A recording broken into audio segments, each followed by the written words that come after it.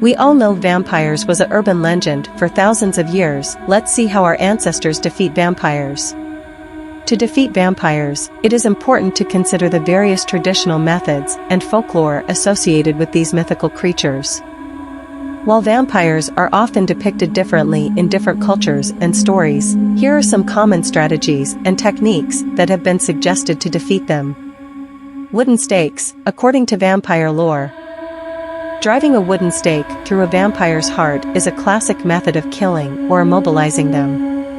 The stake is typically made of wood, such as oak or ash, and should be driven directly into the vampire's chest. Sunlight. Vampires are often believed to be vulnerable to sunlight. Exposure to direct sunlight can weaken or destroy them. In some stories, vampires may burst into flames or disintegrate upon contact with sunlight. Garlic. Garlic is considered a potent deterrent against vampires. The strong odor of garlic is believed to repel these creatures. Garlic cloves can be worn or hung around the house to keep vampires at bay. Holy water. Holy water, which has been blessed by a religious authority, is often thought to have purifying properties that can harm or repel vampires. Sprinkling or throwing holy water on a vampire may weaken or drive them away. Crucifixes and religious symbols. Vampires are often repelled by religious symbols, especially crucifixes. Holding up a crucifix or displaying other religious symbols can ward off vampires or render them powerless. Silver. In some vampire legends, silver is considered harmful to vampires. Weapons or objects made of silver, such as bullets or blades, may cause significant damage to vampires.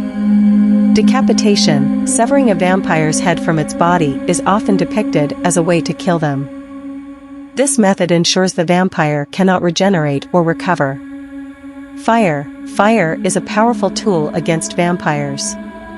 In many vampire stories, setting them ablaze or exposing them to intense heat can be an effective means of eliminating them. Sacred ground. Vampires are often said to be unable to enter consecrated or sacred ground, such as churches or cemeteries. Taking refuge in such locations can provide protection from vampires. Vampire hunters. In folklore and literature, skilled vampire hunters have developed their own techniques and expertise for dealing with vampires. They may possess knowledge of a vampire's weaknesses and employ specialized tools or weapons. Remember that these methods are based on fictional folklore and should not be considered practical solutions in real life. Vampire stories vary widely, and different authors may introduce their own unique vampire characteristics and weaknesses. Vampire exorcists are individuals who specialize in combating and removing vampires through spiritual and supernatural means. They possess knowledge of vampire lore, occult practices, and religious rituals that are believed to banish or destroy these undead creatures. While vampire exorcists are not as commonly depicted as vampire hunters in popular culture, they play a crucial role in certain stories and legends. Vampire exorcists draw upon a range of techniques and tools to combat vampires.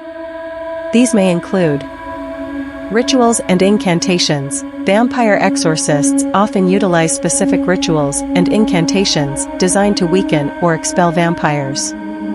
These rituals may involve chanting, prayers, or invocations of higher powers to combat the dark forces associated with vampires. Blessed objects. Vampire exorcists may employ objects that have been blessed or imbued with sacred properties to aid in their exorcism efforts. These objects could include holy water, crosses, religious relics, or talismans. Spiritual warfare. Vampire exorcists engage in spiritual battles against the vampiric entities. They may tap into their own spiritual strength or channel divine energy to confront and overcome the supernatural powers of vampires.